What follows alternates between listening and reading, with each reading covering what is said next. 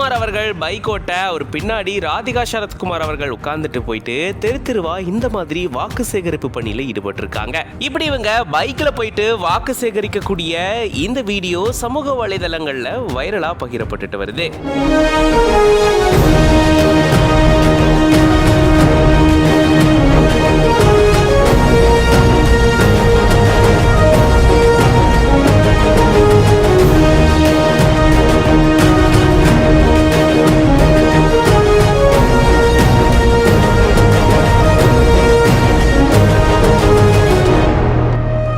தமிழகத்திலும் புதுச்சேரியிலும் நாடாளுமன்ற தேர்தல் வர 19ஆம் தேதி நடக்க இருக்கு. இந்த சூழல்ல அரசியல் கட்சி தலைவர்கள் தீவிர வாக்கு சேகரிப்பு பணியில ஈடுபட்டு வராங்க. அந்த வகையில பாஜக சார்பில் விருதுநகர் தொகுதியில போட்டியிடுறாங்க ராதிகா சரத்குமார் அவர்கள். இதை தொடர்ந்து கடந்த சில நாட்களாகவே சூறாவளி பிரச்சாரம் அவங்க மேற்கொண்டுட்டு வராங்க. ராதிகா சரத்குமார் அவர்களுடைய கணவரும் நடிகருமான சரத்குமார் அவர்களும் உடன் சேர்ந்து இவங்களோட தீவிர பிரச்சாரத்துல ஈடுபட்டு வராரு. இந்த சூழல்ல தான் இவங்க வாக்கு சேகரிப்பு பணியில ஈடுபடும் போது இந்த மாதிரி இருசக்கர வாகனத்துல போயிருந்திருக்காங்க.